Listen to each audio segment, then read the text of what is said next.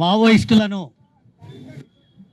మార్చి నాటికంతా కూడా లేకుండా చేస్తామని చెప్పి మోడీ అమిత్ షాలు ప్రకటించి నక్సలైట్లని మావోయిస్టులని కాల్చి చంపేస్తున్నారు. మార్చి 26 వరకు డెడ్ లైన్ పెట్టడమే తప్పు అయితే తప్పు.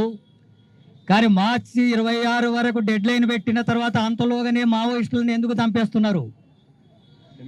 వాళ్ళని చంపేటటువంటి హక్కు మీకు ఎవరిచ్చారు?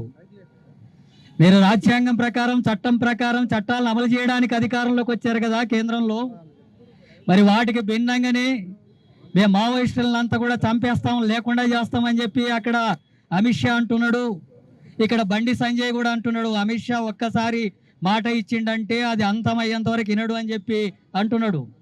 మరి ఆ రకంగా అయితే అమిత్ షా హోంమంత్రి పదవికి రాజీనామా చేసి అలాంటి కార్యక్రమానికి పూనుకోవచ్చు. కానీ కేంద్ర మంత్రిగానే ఉంటూ చట్టానికి వ్యతిరేకంగా రాజ్యాంగానికి వ్యతిరేకంగా మావోయిస్టులను అనేటటువంటి వాళ్ళనంతా కూడా ఏరేస్తాం చంపేస్తాం అనేటట్లో మాట్లాడడం అనేటటువంటి సరైనది కాదు. దీన్ని తీవ్రంగా సిపిఎం పార్టీ వ్యతిరేకిస్తున్నది. అట్లాగే అంతా కూడా ఎన్కౌంటర్లో చనిపోయారని చెప్పి అంటున్నారు. ఎన్కౌంటర్లో చనిపోతే సాయుధంగా ఉండేటటువంటి వాళ్ళ చేతుల్లో AK-47లు ఇతర ఆయుధాలు కూడా దొరికినాయని చెప్తా ఉన్నారు. మరి AK-47 కలిగి శిక్షణ పొందినటువంటి వాళ్ళు ఉన్నప్పుడు వాళ్ళ దగ్గరికి వెళితే కాల్పులు జరిగితే మీరు మాత్రం ఎందుకు కాల్పులకు గురి కాలేదు? పోలీసులకు ఎందుకు గాయాలు గురి కాలేదు? ఇవన్నీ కూడా బూటకపు ఎన్కౌంటర్లే కదా. దీన్ని బట్టి స్పష్టమవుతుంది. ఈ బూటకపు ఎన్కౌంటర్లను సిపిఎం పార్టీ రాష్ట్ర కమిటీ తీవ్రంగా ఖండిస్తుంది, వ్యతిరేకిస్తుంది. ఆపరేషన్ కగారును వెంటనే నిలిపివేయాలని చెప్పి కేంద్ర ప్రభుత్వాన్ని డిమాండ్ చేస్తున్నాం. అట్లాగే ఈ ఎన్కౌంటర్ల మీద న్యాయ విచారణ జరిపించాలని చెప్పి డిమాండ్ చేస్తూ ఉన్నాం.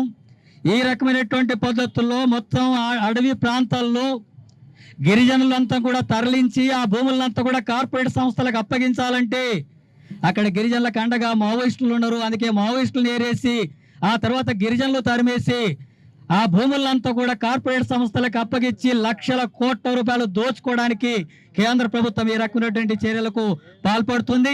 అందుకని ఇలాంటి దాడుల్ని, ఇలాంటి హత్యల్ని, ప్రభుత్వం చేసేటటువంటి హత్యల్ని తీవ్రంగా వ్యతిరేకించాలని ప్రజానీకానికి విజ్ఞప్తి చేస్తున్నాం. ఇప్పటికైనా మావోయిస్టులు అంటున్నారు మేము చర్చలు జరపడానికి సిద్ధం అంటున్నారు. చర్చలు జరుపుతామంటే కూడా కాల్చి చంపడం అనేటటువంటిది ఎక్కడ జరగడం లేదు, ప్రపంచంలో ఎక్కడ జరగడం లేదు. చర్చలు జరుపుతామని చెప్పి వాళ్ళు ప్రకటించిన తర్వాత ఎక్కడ కూడా కాల్పులు జరపడం లేదు, మందు పాత్రలు పేల్చడం లేదు, ఎవరిని చంపడం లేదు. వాళ్ళే చస్తున్నారు తప్ప ఇతరుల్ని చంపలేదు.